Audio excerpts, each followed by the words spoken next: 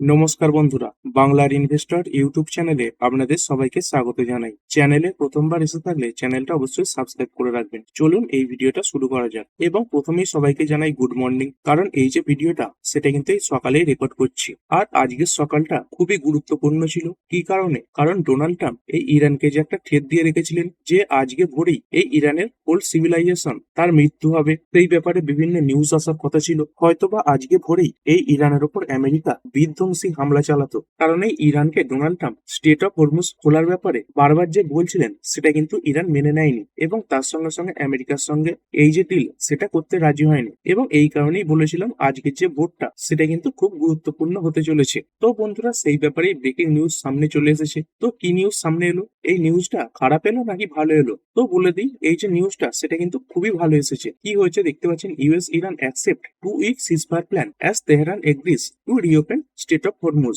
মানে ইরান তারা Strait of Hormuz এটা ওপেন করার জন্য রাজি হয়ে গেছে, এবং তার সঙ্গে সঙ্গে এই আমেরিকা এবং ইরান এরা দুজনেই 2 সপ্তাহের যে সিজফায়ার ডিল সেটা কিন্তু অ্যাকসেপ্টও করে নিয়েছে। আর এটা কি শুধুমাত্র ডোনাল্ড ট্রাম্পের তরফ থেকে এসেছে? কারণ দেখুন, শুধুমাত্র যদি ডোনাল্ড ট্রাম্পের তরফ থেকে আসতো তাহলে এই খবরের ওপর সেভাবে বিশ্বাস করা যেত না। কিন্তু বলে রাখি, এই খবরটা এই আমেরিকার তরফ থেকেও এসেছে এবং তার সঙ্গে সঙ্গে ইরানের তরফ থেকেও এসেছে, এবং এইগুলো সবই এসেছে অফিসিয়াল লেভেলে। এইখানে দেখতে পাচ্ছেন এই ইরানের ফরেন মিনিস্টার এই যে সায়েদ আব্বাস আরাগাসি, তার যে টুইটার অ্যাকাউন্ট সেটা ওপেন করে নিয়েছি। এইখানে তিনি পোস্ট করে দিয়েছেন কি দেখতে পাচ্ছেন, statement on behalf of the supreme national security council of the Islamic Republic of Iran. তো এখানে কি কি বলা হয়েছে সেগুলো চলুন একবার ডিটেলসে দেখে নিন। এখানে ছবিটা একটু জুম করে নিয়েছি, দেখতে পাচ্ছেন, on behalf of the Islamic Republic of Iran I express gratitude and appreciation for my dear brother, he Prime Minister of Pakistan, Sharif, and he Field Marshal Munir for their tireless efforts to end the war in the region. প্রথমে তিনি এই পাকিস্তানের নওয়াজ শরীফ এবং তার সঙ্গে সঙ্গে field marshal এই যে আসিফ মুনির তাদেরকে ধন্যবাদ জানিয়েছেন, কারণ এরা অক্লান্তভাবে এই যে যুদ্ধ সেটা বন্ধ করার জন্য মিডিয়েটর হিসাবে কাজ চালিয়ে যাচ্ছিল। In response to the brotherly request of PM Sharif in his tweet and considering the request by the US for negotiations based on its 15-point proposal, তো এই PM শরীফের রিকোয়েস্ট এবং তার সঙ্গে সঙ্গে আমেরিকা যে 15 পয়েন্টের প্রপোজাল সামনে রেখেছিল, এবং তার সঙ্গে সঙ্গে দেখতে পাচ্ছেন as well as announcement by POTUS about acceptance of the general framework of Iran's 10 points proposal. তো ইরান যে 10খানা পয়েন্ট সামনে রেখেছিল সেগুলোকেও প্রায় অ্যাকসেপ্ট করে নেওয়া হয়েছে as A basis for negotiations. তো এই যে পয়েন্টগুলো রয়েছে এগুলোকে সামনে রেখেই এই যে নেগোসিয়েশন সেটা কিন্তু চলবে। I hereby declare on behalf of Iran supreme national security council. তো তিনি এই ইরানের সুপ্রিম ন্যাশনাল সিকিউরিটি কাউন্সিল এর তরফ থেকে এটা ডিক্লেয়ার করেছেন। তারপরে কি বলছেন, if attacks against Iran are halted, যদি ইরানের প্রতি এই অ্যাটাক গুলো বন্ধ হয়ে যায় তাহলে কি হবে, our powerful armed forces will cease their defensive operation. তাহলে ইরানের যে আর্ম ফোর্স রয়েছে তারাও এই অ্যাটাক করা বন্ধ করবে। পরে period of 2 weeks safe passage through the Strait of Hormuz will be possible via coordination with Iran's armed forces and with due consideration of technical limitation. তো এই টেকনিক্যাল লিমিটেশন এবং তার সঙ্গে সঙ্গে এই ইরানের আর্ম ফোর্স এদের সহযোগিতায় এই যে স্টেট অফ হরমুজ সেটা খোলা সম্ভব হবে। আর এই ডোনাল্ড ট্রাম্প তিনি কি বলছেন, ইনিও দেখতে পাচ্ছেন এই প্রাইম মিনিস্টার শাহবাজ শরীফ এবং তার সঙ্গে সঙ্গে ফিল্ড মার্শাল এই যে আসিম মুনির এনার কথা বলেছেন of Pakistan, and wherein they request that I hold up the destructive force being sent tonight to Iran. মানে তিনি আজকে রাতে এই বিধ্বংসী ফোর্স পাঠাতেন কিন্তু সেগুলো পাঠাননি। and subject to the Islamic Republic of Iran agree to the complete, immediate and safe opening of the Strait of Hormuz। মানে ইরান তারা ওই স্টেট অফ হরমুজ এটা পুরোপুরি ওপেন করার ব্যাপারে রাজি হয়েছে। I agree to suspend the bombing and attack of Iran for a period of 2 weeks। মানে আমেরিকা তারাও তাদের দিক থেকে ইরানের উপর অ্যাটাক করা এবং তার সঙ্গে সঙ্গে বম্বিং করা এগুলো বন্ধ করছে এই 2 সপ্তাহের জন্য। This will B A double side ceasefire. এটা দুপক্ষের তরফ থেকে এই যে সিজফায়ার সেটা ঘোষণা হয়েছে।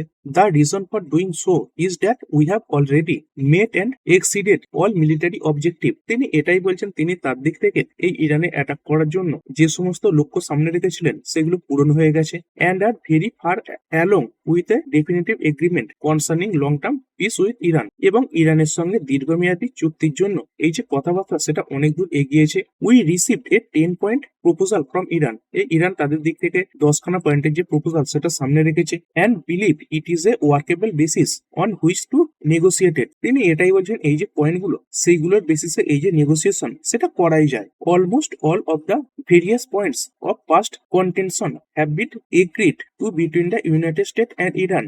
এই ইরান এবং আমেরিকার মধ্যে পূর্ববর্তী যে সমস্ত বিরোধ ছিল সেগুলো প্রায় মিটেই গেছে, কিন্তু তারপরে কি বলছেন, but a 2 week period will allow the agreement to be finalised and consummated. কিন্তু 2 সপ্তাহের এই যে সিজফায়ার সেই সময়টুকু কি করবে, এই যে এগ্রিমেন্ট সেটাকে ফাইনালাইজ এবং তার সঙ্গে সঙ্গে কার্যকর করার জন্য সুযোগ দেবে। On behalf of the United state of America as president and also representing the countries of the middle east, it is an honour to have this long term problem close two resolution. তিনি এটাই বলছেন দীর্ঘমেয়াদী যে সমস্যাটা চলছিল সেটাই সমাধানের এত কাছাকাছি চলে এসেছে, সেটা তার জন্য খুবই সম্মানের ব্যাপার। এবং তারই সঙ্গে সঙ্গে এই ইরানের যে স্টেটমেন্ট সেটা তিনি তার অফিসিয়াল যে ট্রুথ সোশ্যাল অ্যাকাউন্ট সেখান থেকে শেয়ারও করে দিয়েছেন, দেখতে পাচ্ছেন, যেটা আগেই ইরানের ফাইন্যান্স মিনিস্টারের টুইটার অ্যাকাউন্ট থেকে দেখলাম। দেখতে পাচ্ছেন এখানে পাকিস্তান তারা এই মিডিয়েটর হিসেবে কাজ করেছে। এই ইরান তারা কি প্রপোজাল গুলো রেখেছিল, দেখতে পাচ্ছেন, পার্মানেন্ট সিসেশন অফ ওয়ার, মানে এই যুদ্ধ এটা পুরোপুরি বন্ধ করার জন্য দাবি রেখেছিল। তার সঙ্গে সঙ্গে রিজিওনাল ডি এক্সিলেশন, এই পার্শ্ববর্তী যে দেশগুলোতেও যুদ্ধ চলছে যেমন এই ইরাক, তার সঙ্গে সঙ্গে লেবানন,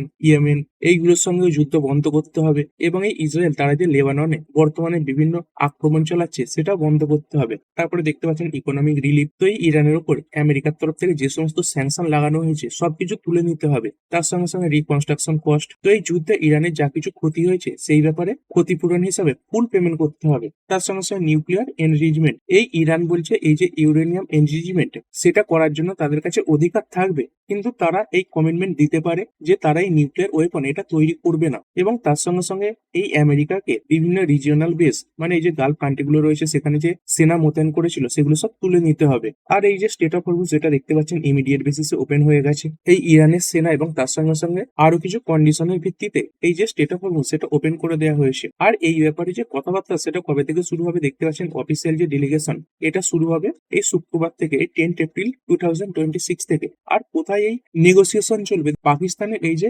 ইসলামাবাদ রয়েছে সেখানে এই যে নেগোসিয়েশন সেটা কিন্তু চলবে। সেখানে এই দুই দেশের মধ্যে কথাবার্তা হবে। আর মিডিয়েটর হিসেবে কারা কাজ করবে, এই পাকিস্তানের প্রাইম মিনিস্টার শেহবাজ শরীফ এবং তার সঙ্গে সঙ্গে ফিল্ড মার্শাল আসিম মুনির। এবং তারই সঙ্গে সঙ্গে দেখতে পাচ্ছেন কিছু প্রিজনারকেও রিলিজ করে দেওয়া হয়েছে।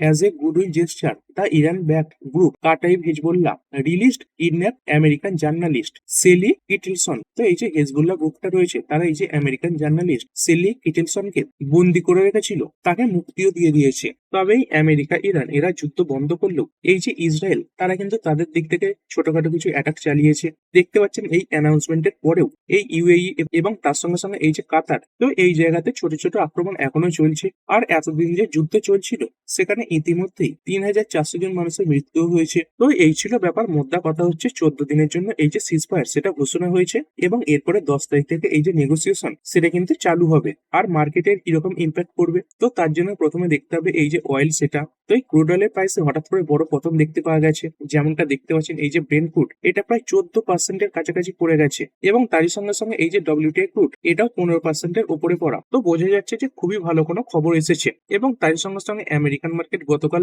এটা অনুমান করেই চলছিল। এইখানে দেখতে পাচ্ছেন এই শেষ কিছু সময় এই বটম লেভেল থেকে 0.8% রিকভারি দেখিয়েছিল। এবং তার সঙ্গে সঙ্গে যদি নাসডাক কম্পোজিট দেখেন এই শেষে অল্প কিছুক্ষণ সময়ের মধ্যেই দেখতে পাচ্ছেন 1% উপরে বেড়ে গিয়েছিল। তারপরে ডাউ জোন্সের যে ফিউচার্স সেটা তো ওপেন রয়েছে, দেখতে পাচ্ছেন এখন এই 2% উপরে বাড়া। তারপরে নাসডাকের ফিউচার্স এটাও প্রায় 3% উপরে বাড়া।